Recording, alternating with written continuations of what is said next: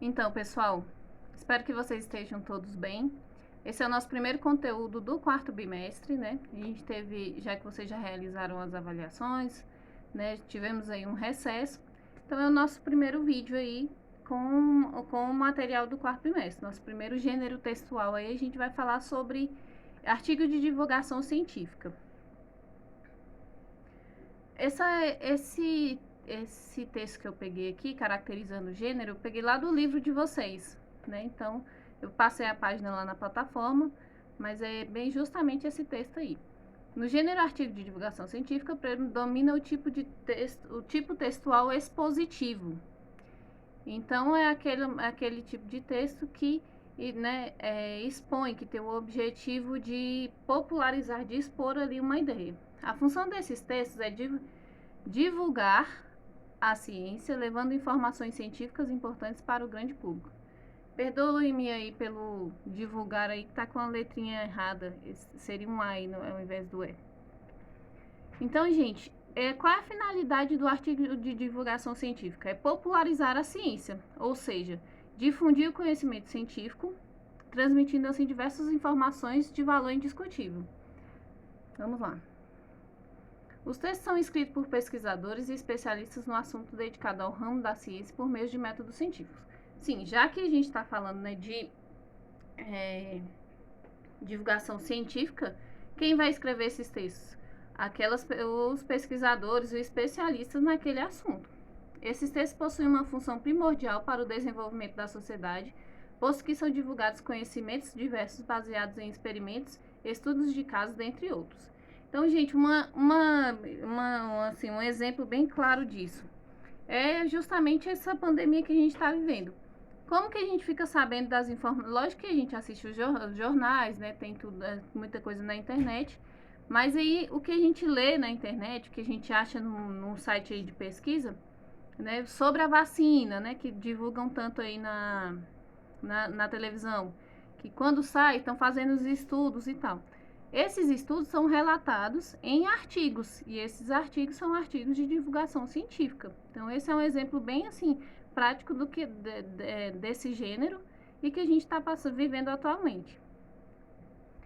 3 sites de divulgação científica que divulgam dados, artigos e novidades na área da ciência. Então, aí são esses, além de sites, também eles têm revista física, né? Esses 3 que eu coloquei aí, que é a revista Super Interessante, a revista FAP-SP, né, FAP São Paulo, e Ciência Hoje. Todos esses aí, além da revista física, também possuem o site que a gente pode ir lá e pesquisar esses artigos científicos. Ó, eu coloquei uma capa aí da revista Super Interessante, essa daí é a edição 408 da revista. Aí eu achei muito interessante esse tema, que é smartphone, o novo cigarro. Tá falando o quê? Que o celular, né, que o smartphone virou um vício, né, comparado aí esse vício ao vício do fumante, ao vício do cigarro. Então tá vendo como a capa já é bem impactante. Então essa revista é super interessante mesmo, né, já que como bem o próprio nome está dizendo. Por isso que eu coloquei essa capa aí para vocês. Então a gente vai agora para a estrutura do artigo de divulgação científica. Gente, nessa estrutura, vale lembrar também que eu coloquei aqui a estrutura principal, mas eu vou dar outros detalhes aqui durante a minha explicação. Aí onde tem escrito título, autor, data, a gente pode colocar isso aí como capa. Por quê? A capa ela tem que vir com o título, tem que vir o nome do escritor, né, aquele que escreveu o artigo, ou o grupo, a instituição, ou a revista que escreveu esse artigo. E tem que vir também datada, né, com data. Aí, depois disso, né, se você está escrevendo um artigo para apresentar sei lá, numa faculdade, ou até mesmo num site, alguma coisa assim, vem um sumário, né? Sumário ali é o índice, né, especificando onde fica a página de cada explicação, de cada documento. Tem também, se a pessoa quiser uma dedicatória ou agradecimento, dedico este trabalho, dedico este estudo sei lá, às pessoas que me apoiaram durante toda a minha caminhada e tal. Quando eu fui fazer o meu TCC, que é o meu trabalho de conclusão de curso, lá na faculdade, quando eu fiz a faculdade, a gente segue essa estrutura textual do artigo de divulgação científica. né? Eu escrevi sobre um determinado tema, lógico que não foi, né, nada relacionado a ciências, já que eu fiz letras, mas o que eu escrevi foi um artigo científico, que é bem parecido, só que abrange outros temas, né? Então tá, depois da capa, do sumário, da dedicatória, né, ou agradecimento, aí a gente pode colocar também um resumo. Né, em alguns trabalhos, né, você coloca esse resumo ou não, né? Vai depender aí do que, né, foi exigido desse trabalho. Ele tem um limite, o resumo geralmente tem um limite de palavras, né, que é determinado por quem pediu o trabalho, né, por quem pediu o artigo de divulgação científica, e você vai colocar ali a ideia central da sua pesquisa, né? Depois do resumo, você fala assim, professor, mas isso aí não é basicamente uma introdução? Não, o resumo é uma coisa bem pequena, que é você escrever ali o trabalho central da sua pesquisa, e depois disso a gente pode partir para a introdução, que aí é o nosso foco principal. Gente, eu corrigi muitos trabalhos aí do 6º ano, os últimos trabalhos que vocês entregaram com o tema música, e o que eu pude perceber é que a maioria dos alunos não estão familiarizados com a introdução. Então, a introdução é a parte extremamente importante do trabalho. O que deve aparecer nessa introdução? As principais ideias. Tudo que você vai falar no desenvolvimento do seu texto, do seu artigo científico, do seu artigo de divulgação científica, tem que conter na introdução, só que de uma maneira menos detalhada do que você vai fazer no desenvolvimento, né? Então, a introdução tem que aparecer aqui, as principais ideias e os conceitos que serão desenvolvidos no texto. Partimos para o desenvolvimento. Desenvolvimento nada mais é do que todo o trabalho, toda a pesquisa que foi feita e tudo aquilo que foi divulgado, né? Eu introduzi ali dizendo o que eu ia falar sobre esse assunto e no desenvolvimento eu falo realmente sobre o assunto pesquisado. Então, são abordados todos os conceitos possíveis, né, dentro do trabalho. Referências, o que são essas referências? É quando eu uso estudos de outras pessoas dentro do meu texto, ou eu coloco lá, fulano de tal disse isso, então isso aí eu estou fazendo uma referência a um outro texto, a um outro autor que falou, né, coisas que eu também acredito no meu estudo. Estou falando como se eu fosse a autora do texto, tá, gente? Então, aí no desenvolvimento é onde eu tenho que argumentar. O meu texto não é lá expositivo, ele não é expositivo argumentativo, então é onde eu tenho que expor, né, a minha pesquisa e argumentar sobre o tema que eu estou trabalhando. Aí depois desse desenvolvimento, temos aí a conclusão. Outro ponto que eu achei assim que falta a habilidade de vocês para lá no trabalho que vocês entregaram. O que você tem que fazer lá na conclusão? A conclusão você vai arrematar tudo aquilo que você desenvolveu, né? Que você fez a introdução, fez o desenvolvimento do tema, e aí você vai fechar aquilo dali, que isso é a conclusão. Então, na conclusão, geralmente, é apontada como se fosse assim, ó, a introdução você expõe aquilo que você vai falar. No desenvolvimento, você apresenta ali a problemática, né? Toda a sua pesquisa e os seus pontos de vista, né? Coloca ali as suas teses. E na conclusão, você fecha tudo. Então, você apresenta uma solução para todas essas questões que você colocou lá no desenvolvimento, né?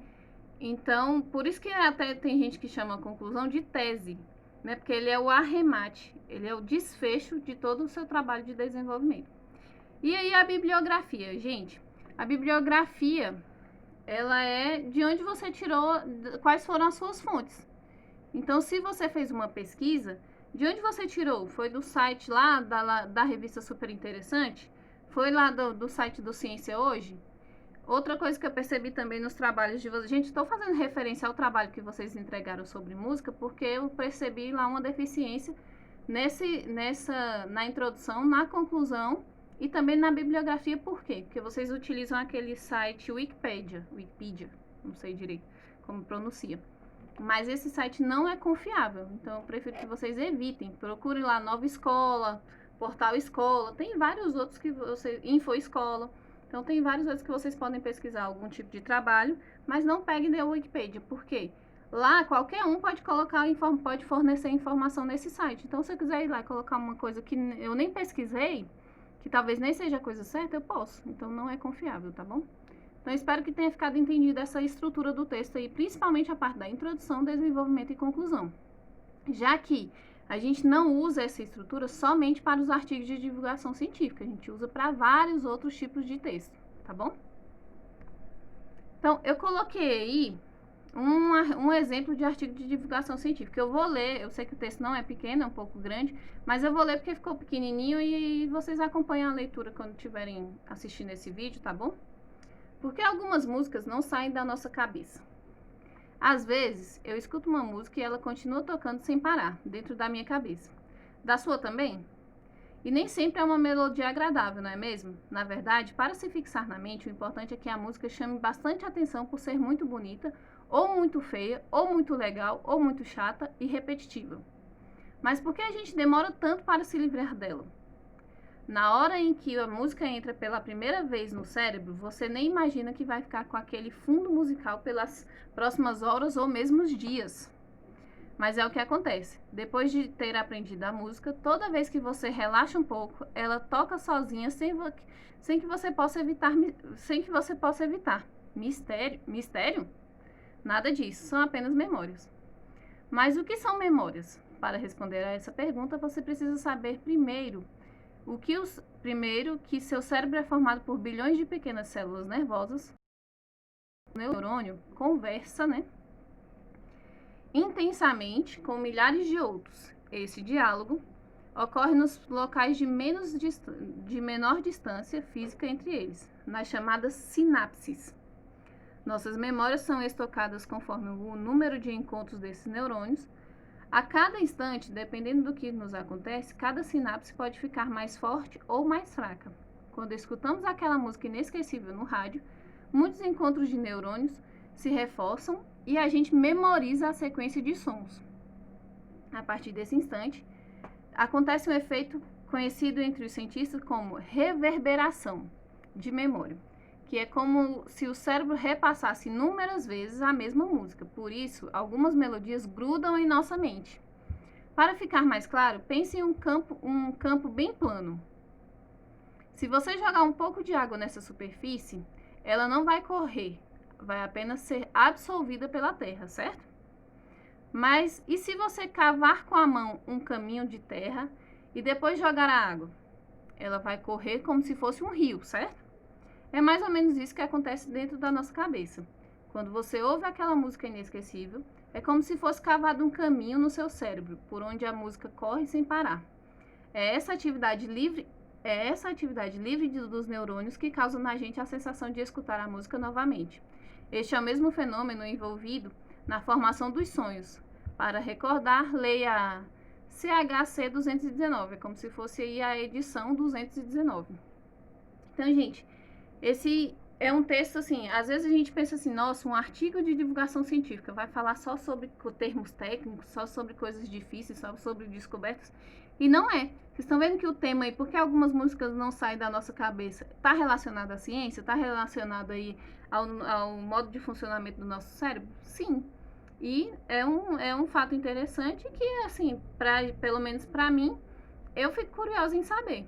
Eu mesmo sou campeã em ficar com uma música martelando na cabeça até a madrugada. Às vezes no outro dia acordo pensando naquela música. Vocês também são assim? Depois a gente conversa lá na nossa aula online. Vamos pro próximo. Ah, acabou. Passou tão rápido aí que eu nem percebi. Então, gente, eu deixei uma atividade para vocês na plataforma, é uma atividade do livro, Vou estar online nos dias das minhas aulas. Minhas aulas são na segunda e na sexta-feira. E qualquer dúvida podem me perguntar, tá bom? Um abraço e até a próxima aula.